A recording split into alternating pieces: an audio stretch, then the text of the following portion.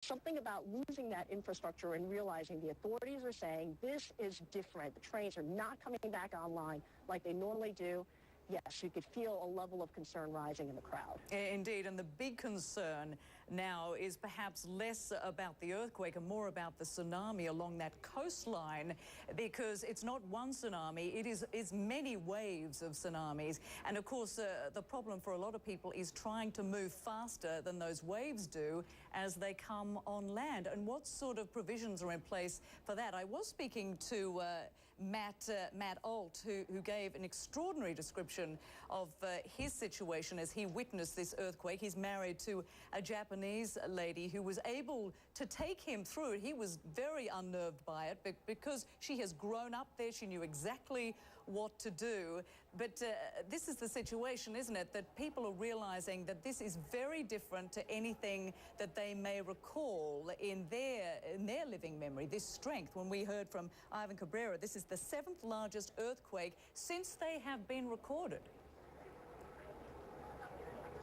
Certainly, but even if you didn't live at the time that there was a huge earthquake, the Great Hanshin earthquake, you grow up learning that a giant earthquake could possibly happen. So let's talk about the person you spoke with, Matt, the American. He must have felt a very different experience from the Japanese wife, because she grew up understanding that the earthquake could happen at any time. You sort of learn that. You learn that from when you're a child. If I could get back to the tsunami as well, along the coastlines, if you've been anywhere along a Japanese coastline, it really is quite different than other coastlines around the world. If you go to a port, even though we're seeing some very, sizable devastation from the tsunami, what's different is that there are structures in place to try to protect the people of the town. Even in a town that could face a tsunami, people learn that they could evacuate at any moment if there is an earthquake. There are systems in place to try to help them get out of there. Certainly, if you have a sizable earthquake like we just experienced, they can't protect everybody. But people in a small fishing village like the one we're seeing that's heavily being impacted by this particular, they do grow up learning at any moment I could evacuate. There are systems in place to try to help me get out of here. You try to be prepared for the worst, and the worst can always happen, but they do try to be prepared, Rosemary. Indeed. I'm not sure. I just want to double check with the control room. There's a number of people we're trying to get hold of. If we've got any movement there, and we've got some of them coming on, just let me know. But in the meantime, we'll continue. And of course, as we're looking at these pictures, we're seeing that person again, Kyungla, that person waving the white flag, clearly in need of some assistance, in need of some help, wanting to be evacuated from that top room in the house that they're in. That is the concern too, because at this point, what are authorities doing on the ground? Are they just letting this play out? Is there very much that they can do as this unfolds? We have to look at it as, I believe this is in another section of Japan, and the area that I'm in Tokyo, is impacted in a completely different way. Tokyo as a city is right now going through the aftershocks of the quake and trying to contain its population and try to move its population in an orderly manner.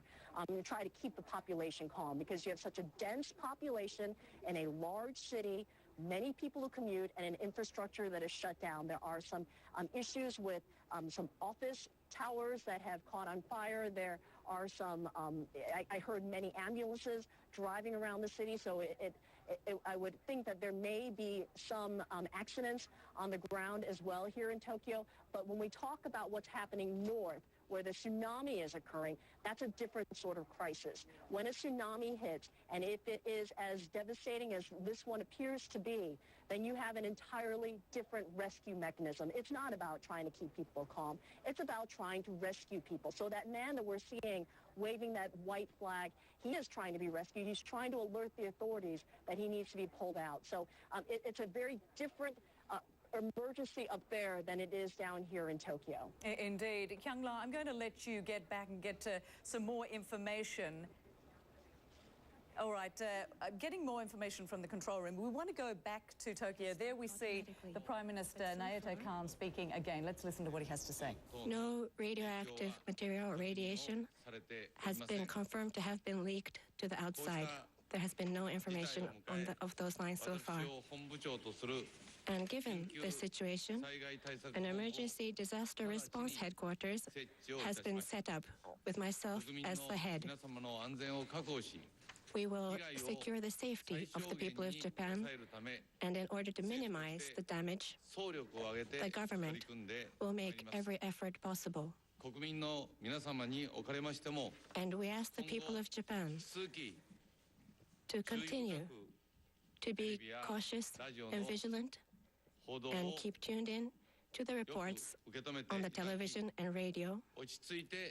And we ask the people of Japan to act calmly. それでは総理は地震への対応がありますので、引き続きまして官房長官の方から質疑の対応を行わさせていただきます。 Listening there again to the Prime Minister of Japan, Naoto Kan, again calling on people across Japan to remain calm, critical in a situation like this. He also mentioned that he has set up an emergency response headquarters that he will head up himself.